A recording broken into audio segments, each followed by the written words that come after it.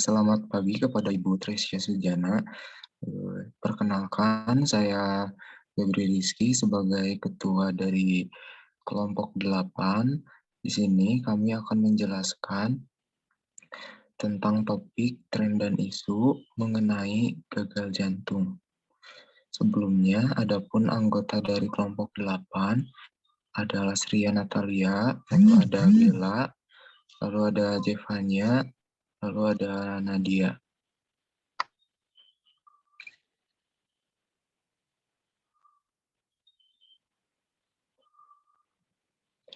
Kelompok 8 akan menjelaskan tentang tren dan isu terkait farmakologi dan terapi diet pada klien gagal jantung. Adapun topik pembahasannya, yang pertama yaitu definisi gagal jantung, yang kedua penyebab gagal jantung, lalu ada tren dan isu farmakologi gagal jantung, lalu yang terakhir ada tren dan isu terapi dari pada klien gagal jantung. Next slide. Pengertian atau definisi akan dijelaskan oleh rekan saya. Dipersilahkan. Oke, baik. Di sini saya akan menjelaskan definisi dari gagal jantung. Gagal jantung kongestif adalah sindrom klinis yang kompleks timbul dari fungsional atau struktur gangguan jantung yang merusak kemampuan ventrikel untuk mengisi darah atau mengeluarkan darah. Kondisi ini di mana jantung mengalami kegagalan memompa aliran darah yang berguna untuk mencukupi kebutuhan metabolisme sel-sel di dalam tubuh.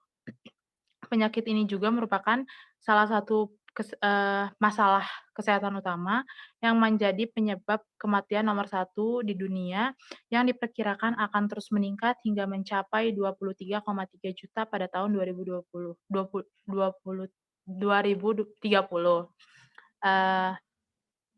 Secara epidemiologi cukup penting untuk mengetahui.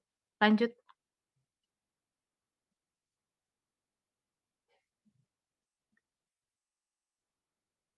Penyebab gagal jantung diantaranya adalah kebiasaan merokok, ada keturunan diabetes, hipertensi, kolesterol, kelebihan berat badan, hingga stres. Ada 3 faktor lainnya yang bisa dihindari oleh manusia, yakni faktor keturunan dan latar belakang keluarga, faktor usia, dan jenis kelamin yang banyak ditemui pada kasus kegagalan jantung. Ada juga ini penyebab gagal jantung tuh kelainan otot jantung, arteriosklerosis, dan peradangan pada miokardium. Lanjut.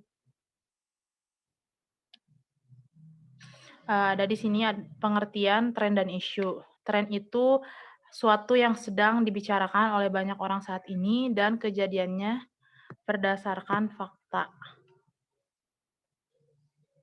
Oke. Tren juga hal yang sangat mendasar dalam berbagai pendekatan analisa. Tren juga dapat didefinisikan sebagai suatu gambaran ataupun informasi yang terjadi pada saat ini yang biasanya sedang populer di kalangan masyarakat. Sedangkan isu adalah suatu yang sedang dibicarakan oleh banyak orang namun belum jelas faktanya. Atau bisa dibilang peristiwa atau kejadian yang dapat diperkirakan terjadi atau tidak terjadi pada masa mendatang. Lanjut.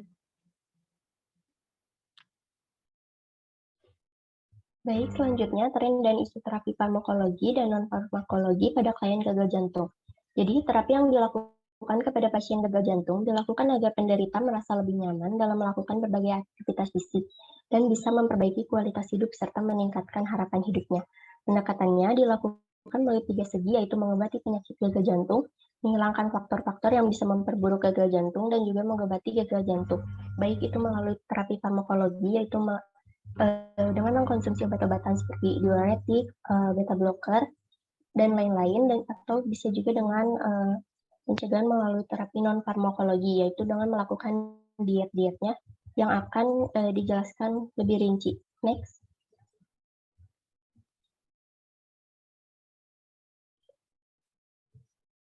Terapi farmakologi pada klien gagal jantung yang pertama itu ada terapi diuretik. Terapi diuretik ini merupakan salah satu diuretik kuat yang berfungsi untuk mengurangi resistansi air dan garam sehingga mengurangi volume cairan sehingga dapat mengurangi edema paru dan kongestif paru. Nah, biasanya obat diuretik ini diberikannya pada pagi hari, tidak malam hari, karena obat diuretik ini akan menimbulkan efek samping pengeluaran urin secara terus-menerus. Jika diberikan pada malam hari, maka akan mengganggu tidur pasien. Selain itu, diuretik juga bekerja dengan mencegah penyerapan garam, maka garam dan air dibuang dari tubuh melalui pengeluaran urin. Diuretik ini terbagi ke dalam 5 golongan. Yang pertama itu ada golongan osmotik, jenis obatnya ada manitol, urea, gliserin, dan juga isosorbit. Yang kedua itu ada golongan enzim karbonik anhidrase. Yang ketiga itu ada golongan tiazid, jenis obatnya ada hidrotiazid dan indapamid. Yang keempat itu ada golongan diuretik hemat kalium. Jenis obatnya spironolakton. Yang kelima itu ada diuretik kuat atau lebih rinci disebutnya loop diuretik. Jenis obatnya itu ada furosemid atau furosemid. Obat diuretik berdasarkan penelitian jurnal dengan judul gambaran penggunaan obat pada pasien gagal jantung kongestif rawat inap di Rumah Sakit Sultan Syarif Muhammad Al-Kharid, Pontianak. Obat yang paling banyak digunakan di Rumah Sakit Sultan Syarif Muhammad Pontianak. Obat golongan diuretik sebesar 63,50% dengan jenis obat furosemid, yaitu obat ini untuk obat gagal jantung disertai edema dan tanda-tanda bendungan sirkulasi seperti peningkatan tekanan vena dan edema paru. Furosemid ini juga memiliki efek samping, yaitu dengan meningkatkan pengeluaran kalium. Akibat yang ditimbulkan dari pengeluaran kalium itu akan menyebabkan hipokalemia atau pasien menjadi merasa tidak berenergi. Obat diuretik juga bermanfaat untuk mengatasi resistensi cairan yang terjadi pada pasien dengan gagal jantung. Golongan obat diuretik yang digunakan yaitu furosemid memiliki efek samping menyebabkan meningkatkan pengeluaran kalium. Lalu ada efek samping lainnya yaitu mengakibatkan pusing, sakit kepala, penglihatan buram, mual, dan muntah. Oke, next.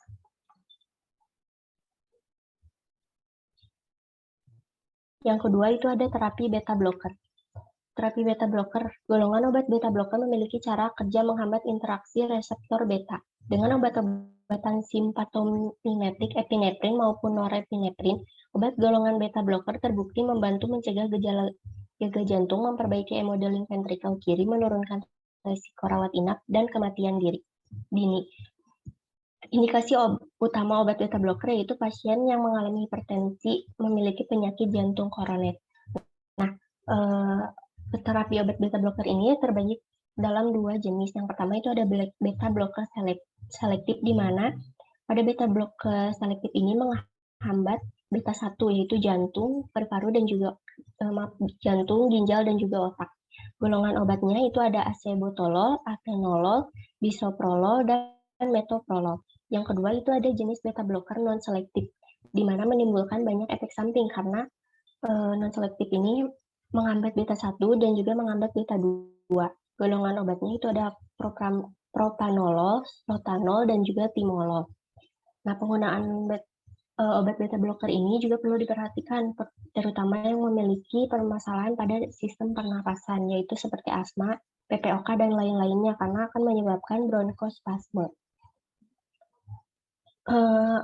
Beta blocker ini juga bekerja dengan cara menghambat hormon epinefrin atau adrenalin, yaitu hormon yang berfungsi untuk meningkatkan detak jantung dan memicu kerja obat jantung. Dengan dihambatnya hormon tersebut, maka jantung akan berdenyut lebih lambat dan tekanan darah akan turun. Berdasarkan penelitian jurnal, gambaran pemberian beta blocker pada pasien gagal jantung di RSUD Ulin Banjarmasin, pasien diberikan obat beta blocker yaitu jenis bisoprolol. Beta blocker terbukti efektif menurunkan mortalitas dan efek samping yang serupa pada pria dan wanita. Jadi obat beta blocker ini usia juga bukan merupakan kontraindikasi untuk beta blocker. Nah, Adapun efek samping yang ditimbulkan dari penggunaan beta blocker ini, yang pertama untuk yang memiliki permasalahan pada sistem pernapasan itu ada bronkospasme, lalu bisa juga menyebabkan depresi, terus mimpi buruk, dan juga sakit kepala. Di Indonesia sendiri, penggunaan beta blocker ini merupakan yang paling terendah dari negara Asia lainnya, yaitu hanya 61%. Nah, penggunaan beta blocker ini juga merupakan yang paling besar kedua setelah penggunaan diuretik. Next.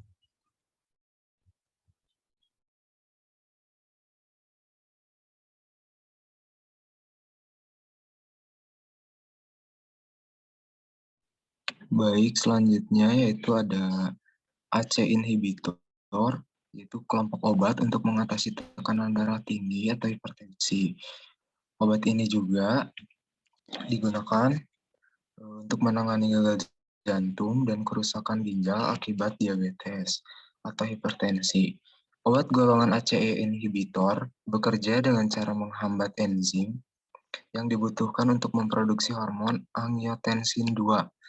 Hormon ini dapat menyempitkan pembuluh darah dan meningkatkan tekanan darah sehingga membuat jantung bekerja lebih keras.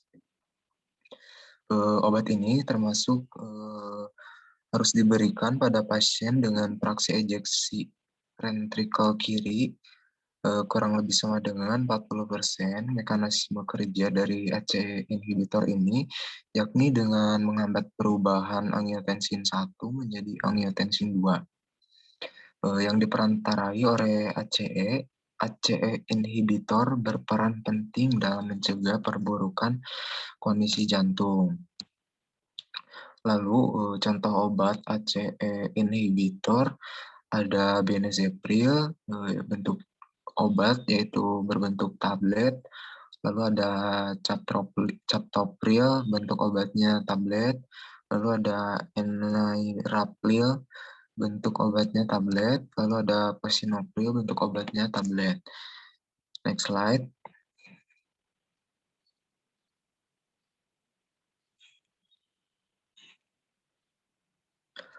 Lalu terapi farmakologi gagal jantung yang keempat ada ARB atau angiotensin II reseptor blocker. Obat-obat ARB bekerja dengan memblok reseptor angiotensin II subtipe 1, sehingga efek dari angiotensin II akan terhambat. Dampak dari terbloknya reseptor AT1 yakni vasodilatasi dan terhambatnya perburukan ventrikel. Obat ini merupakan salah satu obat dari golongan ARB yang disetujui oleh FDA untuk pengobatan hipertensi sejak November 1998. Namun demikian, sejak Oktober 2009, FDA memberikan persetujuan penggunaan ARB ini untuk pengurangan risiko kardiovaskular pada pasien berisiko terhadap penyakit kardiovaskular setelah dengan penggunaan ACE inhibitor tidak mampu memberikan efek terapi optimal. Jadi kalau ACE inhibitor tidak optimal, maka terapi ARB ini akan dilakukan untuk penyakit kardiovaskular. Lalu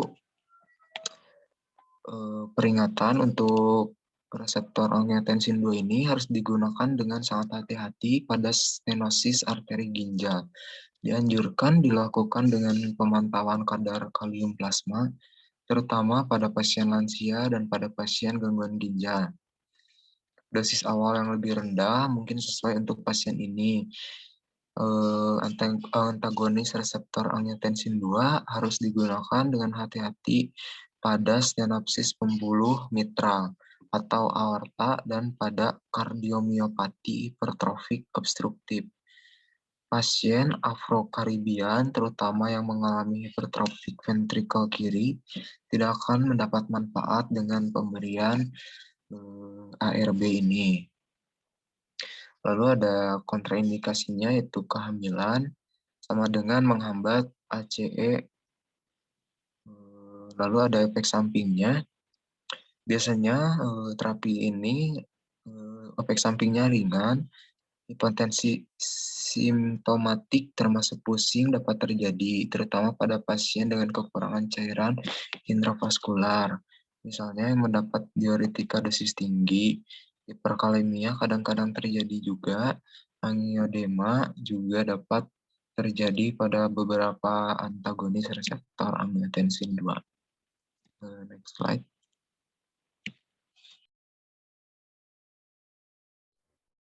Baik, yang selanjutnya ada tren dan isu diet gagal jantung. Apa itu diet? Diet adalah suatu aturan untuk mengatur pola makan dan frekuensi makan. Nah, yang dimaksud pola makan di sini adalah suatu susunan hidangan yang terdiri dari makanan pokok, lauk hewani, lauk nabati, sayur, dan buah dalam sehari. Adapun frekuensi makan adalah banyaknya asupan makanan per orang dalam sehari. Next.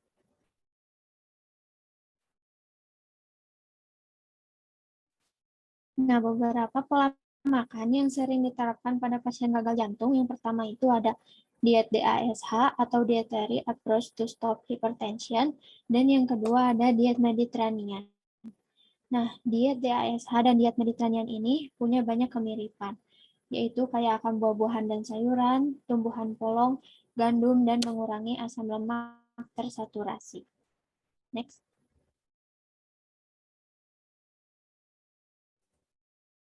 Pola makan DASH mendukung konsumsi kalium tinggi dan membatasi garam, asam lemak tersaturasi, dan lemak total. Nah, cara diet pola makan DASH ini sebenarnya nggak susah, karena kita masih boleh makan daging, susu, dan nasi, tapi tetap harus pada batas porsinya masing-masing. Sedangkan diet Mediterranean mengutamakan konsumsi asam lemak tidak tersaturasi yang terdiri atas asam lemak tidak jenuh dan asam lemak tak jenuh ganda. Nah, biasanya asam lemak tidak jenuh dan asam lemak tak jenuh ganda ini ada di lemak ikan, minyak zaitun ekstra virgin, minyak canola, dan kacang-kacangan. Next.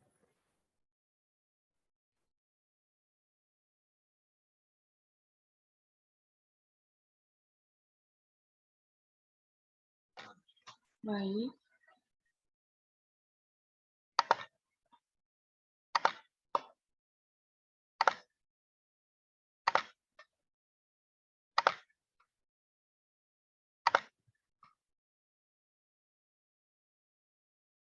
Pembatasan kalori.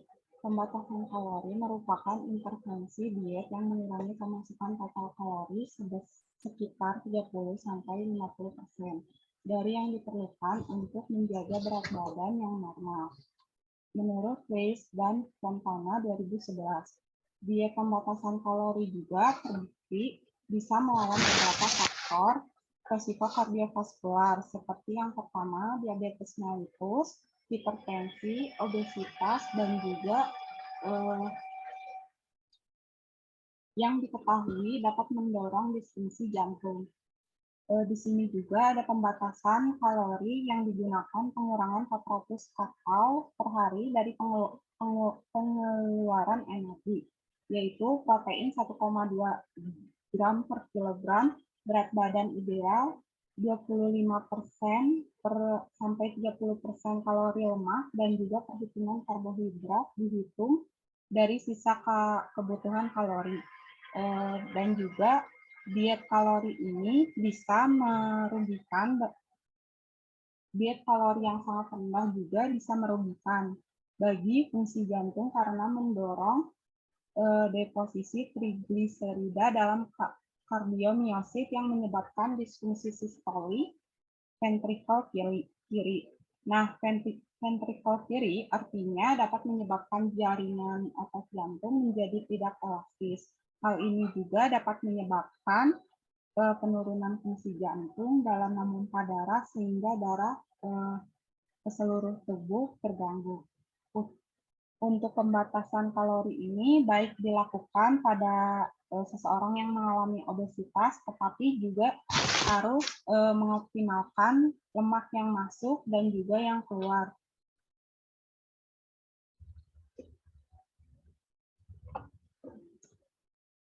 Yang ketiga yaitu ada suplementasi lemak dan asam lemak. Lipid makanan termasuk kolesterol dan asam lemak memiliki dampak langsung terhadap kesehatan jantung dan pembuluh darah. Membatasi makanan yang berkolesterol merupakan intervensi yang paling peka karena telah menunjukkan keberhasilan dalam menurunkan kolesterol LDL yang merupakan resiko penyakit aterosklerosis kardiovaskular. Jadi untuk suplementasi lemak dan asam lemak pada pasien yang terkena gagal jantung, yaitu kita membatasi lemak yang masuk ke dalam tubuh kita dan juga kita melawan asam lemak dan lemak jahat di dalam tubuh kita, dan juga bisa memforsir lemak yang ada di dalam tubuh kita agar tidak terlalu banyak, karena jika terjadi penumpukan lemak di dalam tubuh kita jadi tidak bisa melakukan aktivitas yang berat. Terlebih juga dapat menyebabkan sistem respirasi di dalam tubuh kita terganggu, sehingga pernapasan kita juga terganggu ketika kita melakukan aktivitas yang berat. Sekian dari kelompok kami. Terima kasih. Saya kembalikan kepada moderator. Baik, sekian presentasi dari kelompok 8 mengenai tren dan isu farmakologi gagal jantung. Terima kasih kepada Ibu Tresya Sujana dan kepada teman-teman yang menonton dan